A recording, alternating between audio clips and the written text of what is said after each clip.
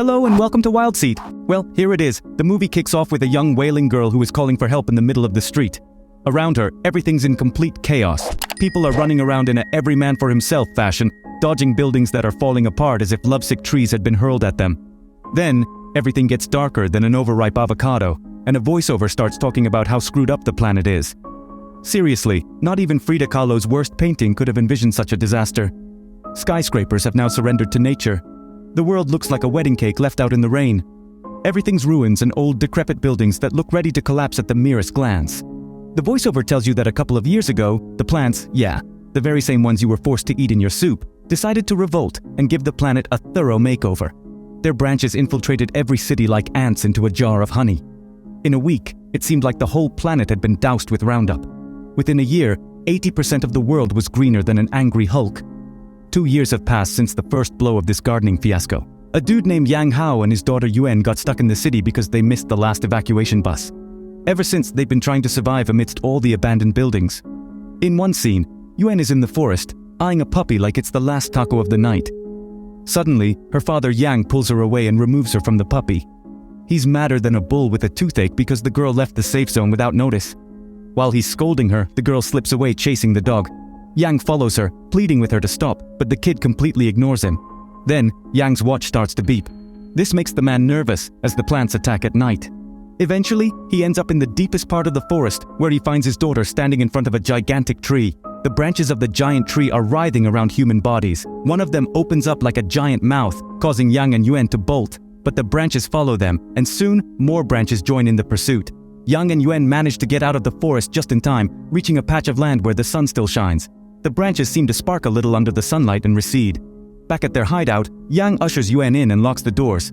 Later, after tucking Yuan in, he places a tracker on her watch so as not to lose her. He tries to contact other surviving humans through the radio, but nothing. Tired, he finally falls asleep and dreams of the day everything got messed up. Yang's wife, Yan, was a scientist specializing in plants and such. She and her team were trying to create a medicine to make plants grow faster and counter what was being done to the planet. But as they say, the road to hell is paved with good intentions. The medicine that was supposed to save the world ended up ruining it. The drug sped up the reproduction of plant cells, but it also awakened the emotions of the plants. That's right, the plants started to feel anger and pain, and they became extremely dangerous. On the day of the first attack, everything seemed normal. Yang, Yuan, and Yan were in their car, stuck in a traffic jam, when Yan received a call from a colleague dropping the bomb about the mess with the drug. Before they could grasp what was happening, the ground started to move, and very loud noises were heard. Yang got out of the car, and people were running in panic. Then, he saw a giant branch emerging from the ground in the distance. Back to the present, Yang is startled awake by a noise, and is horrified to see branches invading Yuan's bed. It appears that the plants have tracked their scent to the house, sprouting up from beneath the ground.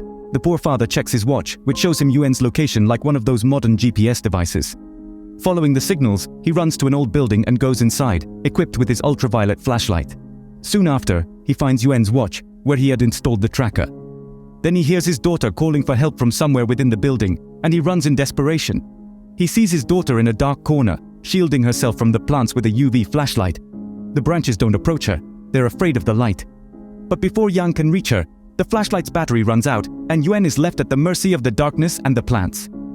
Yang tosses his flashlight just in time, but the branches keep pushing more persistently than an encyclopedia salesman. Then Yang finds a fire extinguisher on the ground and starts breaking the walls so that sunlight can get in and the plants will leave. Exhausted, Yang collapses and has a memory of the last time he saw his wife. A few hours after the plants started wreaking havoc, Yan takes Yang and Yuan to her lab.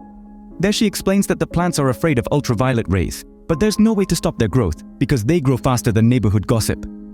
Yan is checking her chemicals when a wall comes crashing down and a branch comes in attacking everyone. Yang tries to save his wife and daughter, but in the end, Yan is dragged away and disappears. Back to the present, Yang is lying on the ground while the branches approach to take him away. While Yuan tries to save her father, a soldier named Limo appears out of nowhere and starts fighting the branches. There she was, flanked by a band of soldiers braver than an MMA fighter. They had their sights set on rescuing Yang and Yuan. In the blink of an eye, Yang is helping a fighter to ignite a gadget that emits ultraviolet rays. Boom! All the plants in the area got fried. After the UV ray party, the captain of the soldiers grabs the comm and starts chatting with his boss. He tells them about Yang and Yuan. Yang starts gabbing with the team, and they hand him a device called N2 Agentia, which seems to be the last hope for humanity, like the last Coca-Cola in the desert. They reveal that they are part of the United Forces, a huge group that seems more diverse than the clientele of a flea market. According to the Central Science Academy, the plants are growing too fast, and in 2 days, a green tsunami threatens to unleash chaos. Then, one of the soldiers gets a beep on his tablet. "Get out of here!" Something underground is moving swiftly.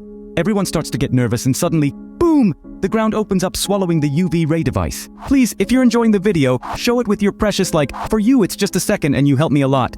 The leader, along with Yuan, Yang, and Limo, head straight into the pit. As soon as they drop in, they're greeted with a welcome less friendly than a drunk brother-in-law, a rain of aggressive branches that seems straight out of a horror movie. They manage to defend themselves for a while, but the squad leader ends up injured. Suddenly, a branch comes charging at them, but this one only detects noise, so everyone stays quiet. However, Yuan makes so much noise that she attracts the branch. Just in time, her father saves her, but the branch is relentless and goes for them again, when suddenly, the wounded leader shoots to draw its attention. Holy smokes! The branch decides to give the leader a hug.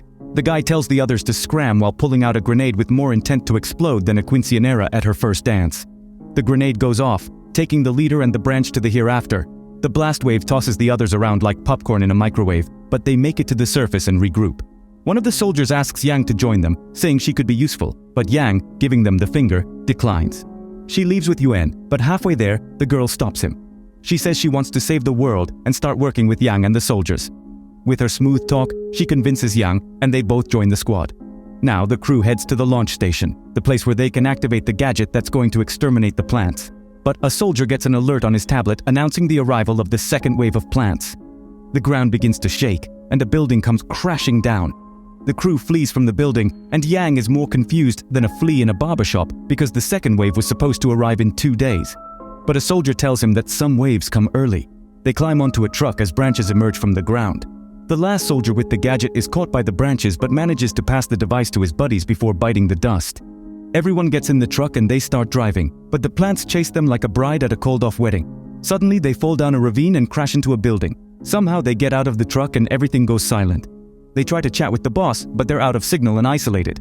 Fortunately, Yang sees a signal tower on the building across the street, so they plan to cross over in an attempt to regain signal.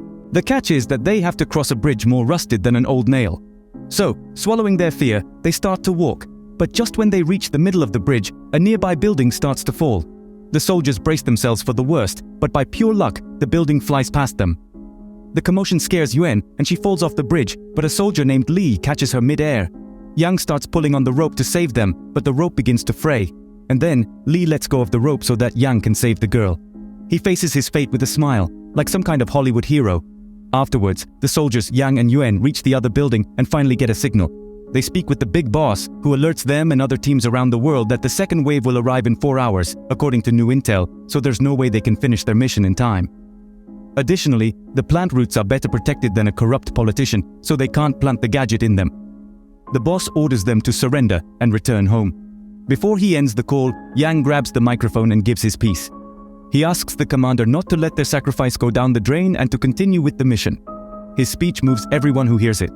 In the end, the commander gives them the green light to proceed with the mission. The crew reaches the launch tower and activates the system to insert the gadget into the plant root. The gadget is launched, but it gets stuck halfway by the branches. The other countries facing the same predicament also fail. Now, without hope, they start to hear a noise they recognize. It's coming from the nearby volcano. Great, just what they needed. Turns out, the launch tower draws energy from the lava that's below the ground. Hearing this, a light bulb goes off in Yang's head. He proposes that they strike the underground system that controls all the lava. This would cause the lava to pour over the branches protecting the roots, and the gadget could reactivate. So, without wasting time, Guy, Yang, and Limo dive into the underground maintenance system, carrying a massive explosive. But the branches attack them like enraged fans at a movie premiere. Yang gets battered, and Guy loses his life. Yang and Limo somehow survive, and Limo drags Yang forward. They reach a door where Yang pulls a fast one on Limo and locks her out to protect her. He asks her to look after his daughter after his death. Then, Yang lunges forward and makes it to the maintenance room. Using the CCTV camera in the room, he bids Yuan farewell one last time. In the end, the explosive detonates, killing Yang and destroying the maintenance room. Then the lava pours over the branches, protecting the roots and burns them like pork rinds in old oil. Because of this, the gadget restarts and reaches the root, destroying the entire plant system. As a result, the enormous branches crumble and the earth returns to its original form. Yuan, Limo, and the crew are observing the city. Yuan goes on about how humans believe they're the world's bee's knees, but they're nothing compared to nature. Therefore, humans should never toy with nature, as it has the power to create and destroy, just like social media. But the adventure doesn't end here. I wait for you in the next one. Let's go!